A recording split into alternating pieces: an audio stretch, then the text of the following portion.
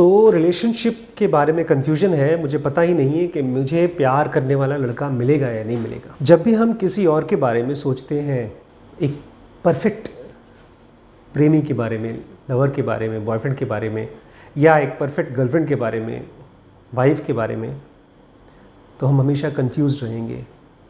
हम केवल एक ही बंदे के बारे में सोच सकते हैं और वो है अपने आप के बारे में।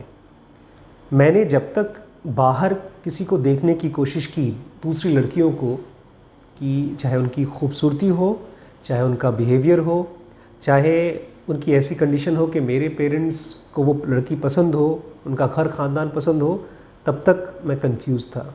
क्योंकि मैं एक ऐसे फैक्टर के बारे में सोच रहा था या कंट्रोल करने की कोशिश कर रहा था जो मेरे कंट्रोल में नहीं है।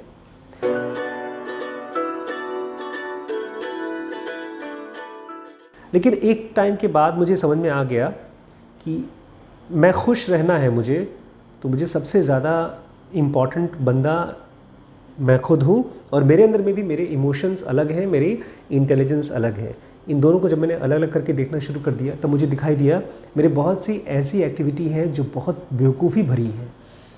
जैसे मैं पैसे नहीं बचा पाता था, पैसे बेतहा इधर उधर खर्च करता था, मैं टाइम को प्रॉपर्ली यूटिलाइज़ नहीं कर पाता था अपने करियर के बारे में।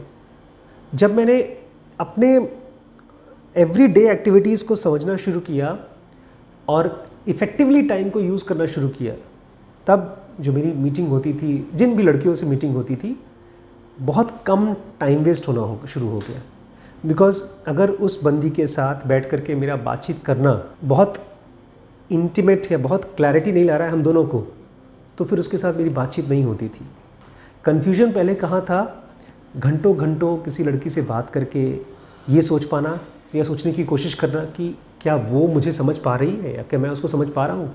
अब ये मैटर ही ख़त्म हो गया। उसके बाद खाली मैटर ये था कि हम दोनों इंटेलिजेंट बातें कर रहे हैं कि नहीं बात कर रहे हैं।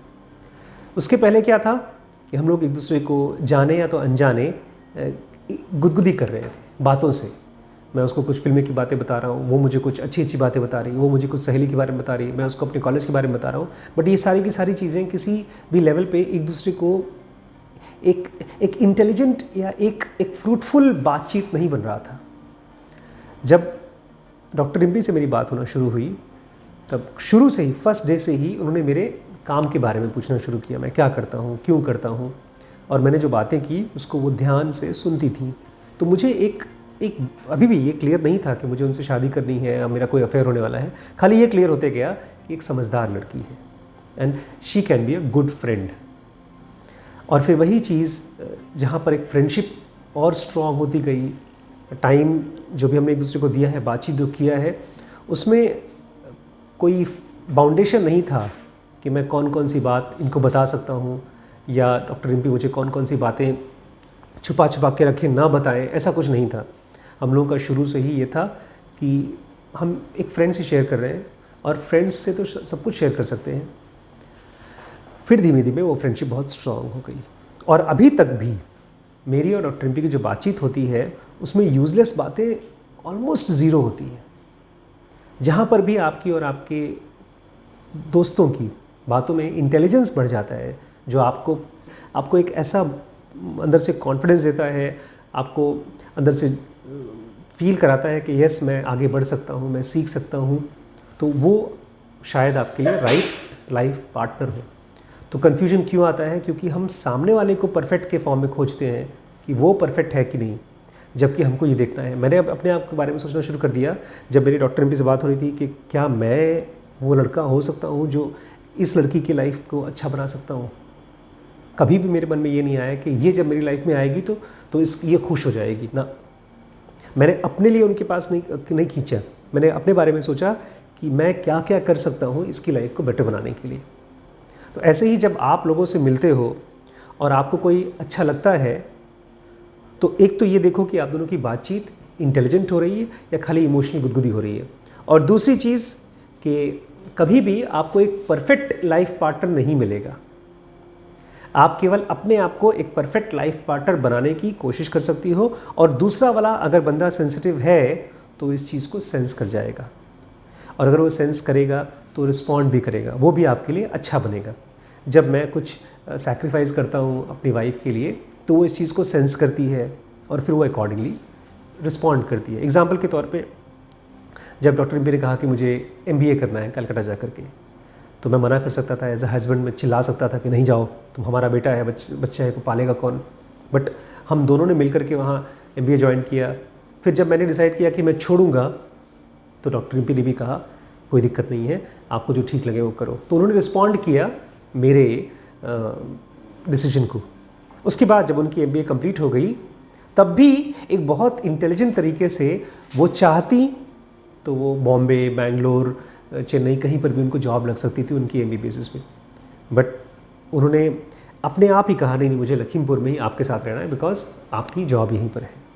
तो जहाँ कहीं पर भी दो लोग एक दूसरे से बहुत बात करने वाले हों, और बात मतलब केवल रोमांटिक बातें नहीं, बात मतलब एक दूसरे को ध्यान से सुनना और उसको एक ऐसा फीलिंग दे पाना कि यू कैन डू समथिंग। और जहाँ कहीं कोई किसी के साथ बैठ करके ऐसा लगे जजमेंटल फीलिंग आए कि सामने वाला मुझे जज कर रहा है, तब ऐसे बंदे के साथ तो नहीं रहना चाहिए, बिल्कुल नहीं रहना चाहिए। अगर कोई आदमी कहे अरे तुम तो इतनी भी पढ़ी लिखी नहीं हो, तुम्हारी IQ ऐसी नहीं है, जो कोई भी आपको क्रिटिसाइज़ करना शुरू कर दे वो आदमी आपके साथ रहने लायक नहीं है, आप उसके साथ मत रहिए। मुझे नहीं याद आ रहा है पिछले 12 साल की शादी में हम लोगों ने कभी भी एक दूसरे को किसी भी पॉइंट पर इस तरह से क्रिटिसाइज़ किया हो कि सामने वाले को ख़राब लगा हो। फीडबैक दिया है, मुझे बोलती है मेरे काम के बारे में तो मैं भी उनको बोलता हूँ कि बट वो सारी की सारी चीज़ें हम लोग को ऐसा समझ में आता है कि ठीक है, अगर मैं किसी काम में अच्छा नहीं हूँ तो वो मुझे पुश नहीं करती हैं अच्छा बनने के लिए। मैं जिस काम में अच्छा हूँ वो मुझे उसमें अलाउ करती है, तुम उसमें जाके एक्सपेरिमेंट करो। बहुत से कपल्स को जानता हूँ जो ज़बरदस्ती सामने वाले को किसी ऐसी फील्ड में पुश करते हैं अच्छा करने के लिए जो उसको पसंद नहीं है। बट रिम्पी ने ऐसा कभी नहीं किया और ना ही तो मैंने कभी रिम्पी के साथ ऐसा किया। आज भी डॉक्टर रिम्पी वीडियोज़ बनाती हैं, जब कभी उनका बनाने का मन होता है वो बनाती है, नहीं बनाने का मन होता है नहीं बनाती। ऐसा कभी नहीं होता कि मैं एज अ हस्बैंड उनको बोलूँ तुम्हारा काम है तुम्हें करना चाहिए, या वाइस वर्सा वो मुझे बोलें कि तुम एज अ हस्बैंड तुम्हारा काम है कि चलो तुम ये काम करो ना। तो कैसे आपको परफेक्ट लाइफ पार्टनर मिले? सबसे पहले तो अपनी खुशी की रिस्पॉन्सिबिलिटी खुद लीजिए। अपने दिन को 24 घंटे को देखिए कि किस किस काम को करके आप खुश हो रही हैं, प्लस आप फ्रूटफुल करियर बना रही हैं। जैसे जैसे आपका करियर फ्रूटफुल होगा आप खुश रहना सीखेंगी, आपके पास ऐसे लोग मिलेंगे जो सेंसिटिव होंगे, और उसी सेंसिटिव आदमी से कोई एक ऐसा आदमी होगा जिसके प्रति आपको डेडिकेट करने का मन करेगा अपने आप को। तो बेस्ट लाइफ पार्टनर वही होता है जिसके प्रति अपने आप को डेडिकेट करने का मन करे, और वो भी आदमी फिर आपको रिस्पॉन्ड करता है अकॉर्डिंगली। अगर आपके डेडिकेशन को आपका लाइफ पार्टनर या आपका बॉयफ्रेंड डेडिकेट नहीं कर पा रहा, रिस्पॉन्ड नहीं कर पा रहा है, इसका मतलब ये है कि अभी सर्च बाकी है। एक बहुत अच्छा सीरियल है, बहुत ही अच्छा, ब्लैक मिरर करके, उसमें एक एपिसोड रिलेशनशिप के ऊपर है, वो ज़रूर देखिएगा आप। उसमें किस तरह से एक सॉफ्टवेयर बनाया गया है जिसमें कि हस्बैंड गर्लफ्रेंड बॉयफ्रेंड दोनों जा करके वो अब देखिए, मैं बताऊंगा नहीं। और रिलेशनशिप के बारे में आपको पूरी डेप्थ में अंडरस्टैंडिंग चाहिए तो limitless is very very good. In fact उसमें हमने एक नया सीरीज़ चालू किया है जिसमें आप अपने रिलेशनशिप को कंटिन्यू करें कि छोड़ दें, ये अगर आप डिसाइड नहीं कर पा रहे तो उसके ज़रिए बहुत क्लियर हो जाएगा। ठीक है, नमस्कार।